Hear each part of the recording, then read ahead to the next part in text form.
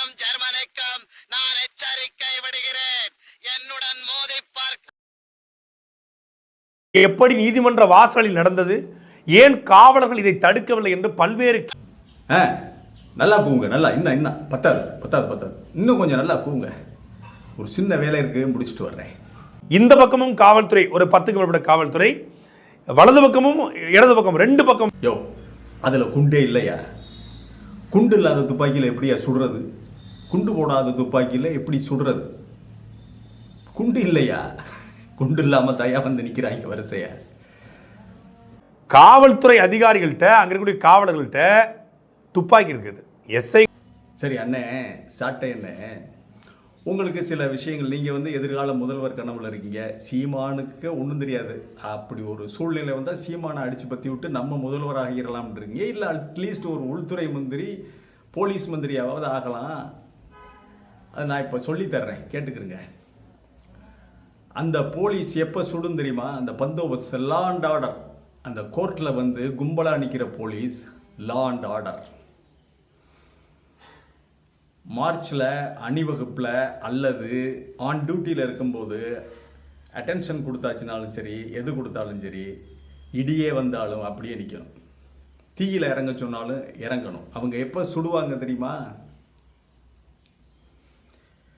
விஷயம் நிலைமை கட்டுமீறி போய் மிகப்பெரிய கும்பல் ஆயுதங்களோடு வந்து சுற்றி வளைத்து தாக்குகின்ற பொழுது, கைமீறி போகும் பொழுது, கடைசியாக இங்கே இருக்கிற மேலதிகாரி அவருக்கு மேலே இருக்கிற அதிகாரிக்கு தெரிவிப்பார். சரி, ஃபயர் பண்ணிட வேண்டியதா.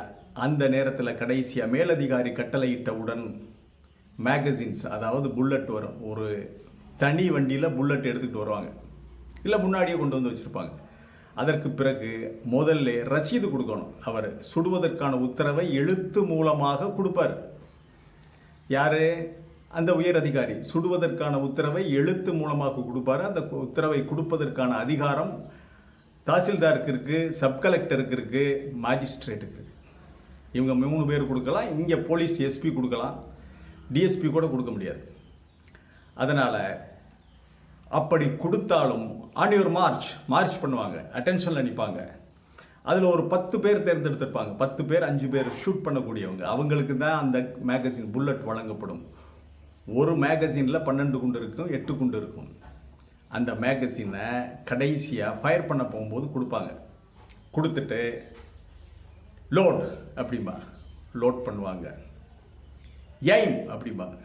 On your March, load the magazine, aim அப்படின்னு. எய்ம் ஃபயர்ன உடனே தான் ஃபயர் பண்ணுவாங்க. அந்த ஃபயருங்கிற வார்த்தை கமாண்ட் அவனுக்கு கிடைச்ச உடனே தான் அவன் ஃபயர் பண்ணுவான். சும்மா நீங்கள் சொல்கிறதுக்கெல்லாம் தூக்கிக்கிட்டு சுட்டுக்கிட்டு இருக்க மாட்டான். குருவி சுடுற எதுவுமே இல்லை. அதாவது குருவி சுடுற, இப்போ அதெல்லாம் சொல்லக்கூடாது. குருவி சுடுபவர்கள் அல்ல அவர்கள். அவங்க மிலிட்ரி ட்ரெயின் முடிச்சுட்டு அதை முடிச்சுட்டு வந்தவங்க. அதனால் உங்கள் நினைப்புக்கெல்லாம், உங்கள் விருப்பத்துக்கெல்லாம் அவங்க சுட முடியாது. ரெண்டாவது, உங்கள்கிட்ட குண்டு கிடையாது. அப்புறம் என்ன சொன்னீங்க? இந்த வன்முறையை வச்சிருக்கீங்க. வானத்துறைக்கு சுட்டா உங்கள் துப்பாக்கியில் ஒரு குண்டு வேஸ்ட் ஆயிருமா? ஒரு உயிர் உங்கள் கண்ணுக்கு. அதில் குண்டே இல்லையா? குண்டு இல்லாத துப்பாக்கியில் எப்படியா சுடுறது? கண்ணுக்கு முன்னாடி ஒருத்தனை வெட்டி கொள்றதை வேடிக்கை பார்க்கறது பொற்காலமா? கண்ணுக்கு முன்னாடி ஒருத்தனை. இந்த வன்முறையை ஆதரிக்கிற கட்சி தானே நாம் தமிழர் கட்சி. அப்புறம் எப்படி நீங்கள் 10,000 ஆம ஓட்டை திருப்பி போட்டுக்கிட்டு ஈழத்துக்கு போய் சுடுறது? ஈழத்தில் தான் சுடுவீங்க, இங்கே சுட மாட்டீங்க. ஏன் ஒவ்வொரு கோர்ட் வாசல்லையும் நாம் தமிழர் தம்பிகள் வந்து நிற்க வேண்டியதானே பாதுகாப்பை நீங்கள் கையில் எடுங்க. கோர்ட்டுகளுடைய பாதுகாப்பை நாம் தமிழர் தம்பிகள் கையில் எடுத்துக்கிற வேண்டியதானே. யார் வேணாம்னது? உங்கள் ராஜ்யமாக தானே இருக்குது. சரி, நீங்கள் வன்முறை உங்களுக்கு பிடிக்காது, ராஜபக்சே கொள்ளலாம். ஒரு சாவை ஒருத்தனால கொண்டாட முடியுது அப்படின்னா அவன் மன நோயாளியாக இருப்பான். ஸ்ரீபெரும்புதூருக்கு வலுக்கட்டாயமாக போய் ராஜீவ்காந்தி அவர்களுடைய மறைந்த பாரத பிரதமர் ராஜீவ்காந்தி அவர்களுடைய சிலைக்கு கீழே நின்றுக்கிட்டு, நான் தான் உன்னைய கொன்னேன், நான் தான் கொல்லுவேன், இன்னொரு தடவையும் உன்னைய கொல்லுவேன், நான் உன்னைய கொன்னேன், நான் தான் கொன்னேன்னு அன்றைக்கு ஒரு சிலையை பார்த்து வீரவசனம் பேசியது நீங்கள் தானே தம்பி? நீங்கள் தானே. இன்றைக்கு என்ன சாத்தான் வேதம் ஓதுது? கொல்லாமை பற்றி பேசுறீங்க, புலால் உண்ணாமை பற்றி, கொல்லாமை பற்றி பேசுறீங்களே. என்ன வள்ளலார் ஐட்டிலா? அன்றைக்கு சிலைக்கு முன்பாக நின்று படுகொலை செய்யப்பட்ட ஒரு மனிதனுடைய சிலைக்கு முன்பாக நின்று உன்னை நான் தான் கொன்றேன், உன்னை 1000 முறை கொல்லுவேன், இப்பொழுதும் இனிமேல் வந்தாலும் கொல்வேன் வீரவசனம் பேசிட்டு இப்ப என்ன வந்து பேசுறீங்க? இப்போ நம்முடைய எதிரி ஒரு பெரும் கொலைகாரன் ராஜபக்சே, அவன் மரணத்தை நம்ம கொண்டாடலாம், அது வேற. ஆனா புலால் உண்ணாமை பற்றி கொல்லாமை பற்றி பேசுறீங்களே, என்ன வள்ளலார் ஐட்டிலா? அன்றைக்கு சிலைக்கு முன்பாக நின்று படுகொலை செய்யப்பட்ட ஒரு மனிதனுடைய சிலைக்கு முன்பாக நின்று உன்னை நான் தான் கொன்றேன், உன்னை 1000 முறை கொல்லுவேன், இப்பொழுதும் இனிமேல் வந்தாலும் கொல்வேன் வீரவசனம் பேசிட்டு இப்ப என்ன வந்து பேசுறீங்க? அதனால யார் எதை பேசுவது என்ற ஒரு நியதி இருக்கு. உங்களுக்கு பேசுறதுக்கு தார்மீக உரிமை இல்லை, நீங்கள் பேசுவதற்கான தார்மீக உரிமை இல்லை. இந்த மாதிரி சட்டம் ஒழுங்கு பிரச்சனைகளை எல்லாம் எவ்வளவு இடர்பாடுகள் இருக்கு, சுற்றலாம், ஓடிடலாம். ஓடி தடுக்காதது போலீஸுடைய பைத்தியக்காரத்தனம். ஓடி இருக்கலாம். ஒரு கொலைங்கிறது 10-20 செகண்ட் தான்.